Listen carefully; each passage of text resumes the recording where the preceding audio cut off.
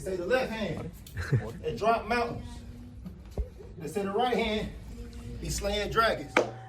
The untouchable True School Sports Empire proudly presents something the boxing game is missing. Hey, what's going on? It's your boy BT, and I came here to talk some boxing with the thousands of True School Sports subscribers. All right, guys, so we're only a couple days away now from this weekend's big featherweight title fight. You know, the Wrecking Ball is back in action. The Fighting Pride of Liverpool is back in action. Nick Ball, he's going to be making the fourth defense of his WBA featherweight title, this time coming against, you know, Brandon Figueroa, the Heartbreak Kid. And it's an interesting fight, but really and truthfully, the way I see it as the last pit stop before we get to the big fights in this weight class, because, you know, you got Angelo Leo, who's a solidified world champion in this weight class. You got Rafael Espinoza, who's a solidified world champion in this weight class. You got Bruce Carrington, who just got on the scene. And you got Nick Ball. This will be his fourth defense of the title. And if he wins this fight, you know, I have great reason to believe that the Wrecking Ball show will be coming to America. He will be looking to fight the likes of, you know, Leo, Ball, Espinoza in the States. But let's talk about this fight, because I've talked about it in the past. I haven't had the best things to say about the matchup, because really and truthfully, I stick by what I said in my original video when this fight first got signed. I think on paper, stylistically speaking, this is going to be a very sloppy fight, because you got two fighters that love to fight in the pocket.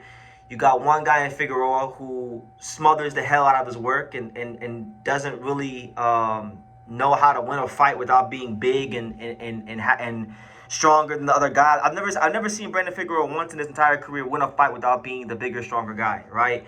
And his style hasn't necessarily aged well. He hasn't looked the best in his featherweight run, because he's fought Stephen Fulton. He got whooped by him in their rematch.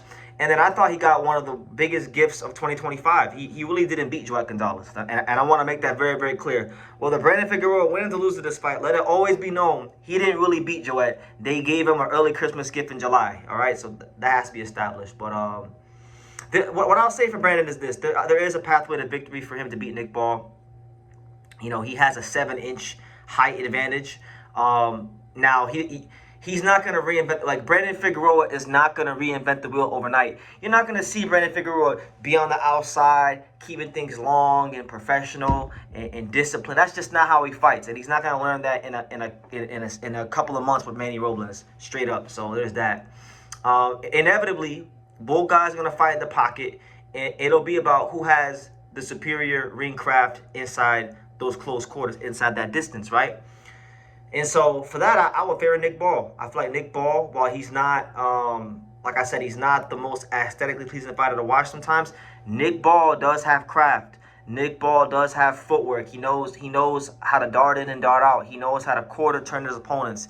He knows how to get the angle and get off a little shoe shine combination. And when you factor that into the fact that he's fighting in his hometown, if Brandon Figueroa makes it the kind of fight that he normally makes every fight, which is being in the pocket and making it about, you know, volume punching, I'll tell you this: anytime Nick Ball lets his hands go or throws a shoe shine combinations, the scouts are going to lose their mind. You got to understand, they're going to be freaking blitzed out of their mind. They're going to be drunk off their ass before the co-main event even starts, let alone the main event. So they're going to be wired up for their hometown guy, Nick Ball. So my thing is this: you're Brandon Figueroa. You haven't had the best run of form recently.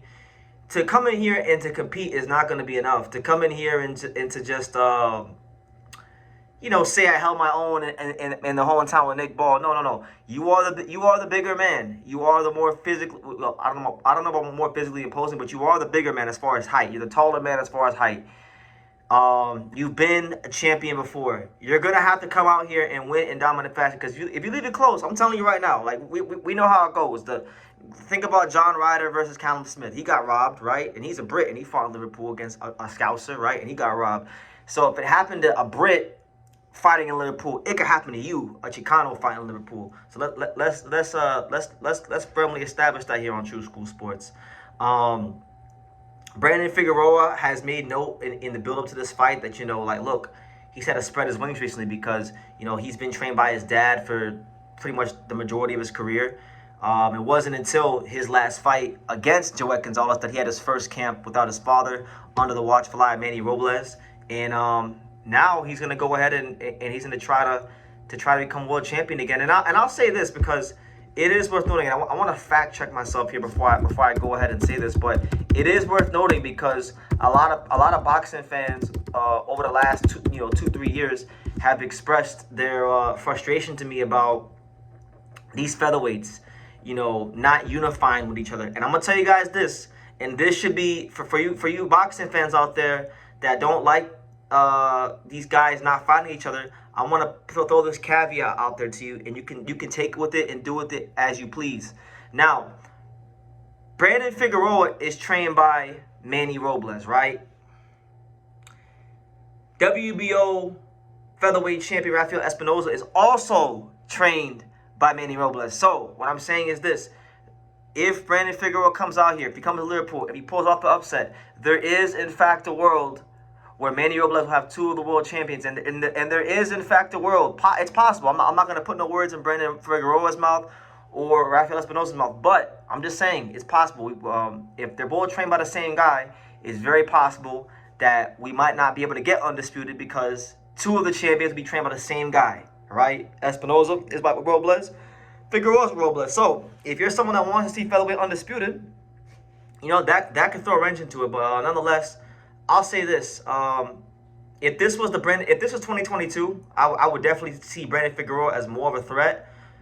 But this is not 2022. I haven't liked what I've seen with him as a featherweight. I don't think he's gonna reinvent the wheel overnight. So I don't think Nick Ball. I'm not gonna say Nick Ball is gonna knock him out. I don't think Nick Ball is just gonna walk through him and knock him out. But I think Nick Ball has better legs than him. I think Nick Ball is a craftier fighter than him. I think Nick Ball's defense is tighter than his. I just think Nick Ball's a better fighter than him. Damn near, I want to say damn near the whole way around the board. So I'm going with Nick Ball to beat Brandon Figueroa, 117, 111 decision, something like that. I haven't seen what I needed to see from Figueroa as far as his evolution as a fighter. And if he's going to show it, he's going to have to rise to the occasion on this night because I'm not a believer. I'm really not. But mind you, I've been hypercritical of Nick Ball fighting these 122-pounders, and I've said as much as the fact that he's been in the witness protection program by Frank Warren since he got that belt, and I stand by that. But really and truthfully, he's a better fighter than Brandon Figueroa, skill-wise and all that stuff. So we'll see how it goes. Brandon to me is the one with a lot to prove. Nick Ball has shown a good amount of consistency throughout his run as a champion, irrespective of who he's fought. So I think he's not going to walk through Brandon. I can't see that. He's not that kind of a puncher. Maybe he wears him down late at best, but this is going the distance, and I got Nick Ball winning by a clear decision, like 117, 111. And after that, I want to throw this out there, right? Before I end the video, I saw Nick Ball did an interview with Boxing Scene, and I saw that Nick Ball had mentioned that he has some family in America. Nick Ball said that he has family in America, and he specified that he has family in Florida, in New York, in his recent interview with Boxing Scene. So look, that's perfect. And you know what? For this part of the video, guys, I'm gonna take off this jacket right here, right? I'm gonna take off this jacket for a second. And I'm gonna stop being reporter BT for a second, and I'm gonna put my Angelo Leo, my Team Leo jacket on, right? Because look, man, you saying you want to come to America, right? So hold on. Let me put the Team Leo jacket on, right? Because we gotta rep the IBF featherweight champion properly here on True School Sports. All right. So now that I got my Team Leo jacket on, listen, man, Nick, you say you got family in America. You say that you have family in New York specifically, which is crazy because Angelo Leo was just out here on True School Sports. He was calling you out. He said he'd love to fight you in New York City. Roll the clip. Places to go fight. Have you ever considered going to the UK to go maybe chase down Nick Ball if it came to that? Why do it in the UK? Why do it in the UK? Why couldn't we do it here? All those UK fighters are great and all that, but they never come over here to fight in the States. And he hasn't fought out here in the States. Vegas, New York City, those are the meccas of boxing. So I would like to fight him here. Okay, because it's part of that too. It's part of why you're saying that too, is because you feel like you've already done enough traveling in your career. Maybe it's time for some other guys to start traveling. Yeah. And if you don't want to do it in my Vegas, where it basically my city, we could do it in New York, Madison Square Garden or Barclays Center, somewhere like that. Yeah, you never fought in New York either, so that'd be a I different haven't, no. Yeah. You see? So we're willing to fight you. So get through Brandon Figueroa, and the IBF featherweight champion has no problems, fighting the wrecking ball in the States, whether it be New York, Vegas, wherever they want to make it happen. But got to get the Figueroa first. So I think it'd be a great fight. Nick Ball is a fantastic fighter. I'm sure he's eager to come to the States like all the British fighters are, because that's always a big watershed moment in the career of British fighter, and it'd be a great fight for the division. I'm with the boxing fans, and I know Angelo is with the boxing fans as well. We want to unify, and I'm sure Nick Ball wants to unify. We don't want to sit around and wait for Inoue. We want to fight you. So Nick Ball, take care of what you gotta take care of, and we'll be waiting for you. We'll be waiting for you to make a big fight happen. Thank you for watching True School Sports. Thank you for watching another video on the untouchable True School Sports empire, the home of boxing. We're on the road to 100,000 subscribers, guys. So help us keep being great. Help us keep pushing out that real boxing content for the fine folks all around the world. And make sure you jab, you hook, you Mike Tyson, you Mayweather that subscribe button. Pops, show them how do they gotta hit the subscribe button. Pop, pop.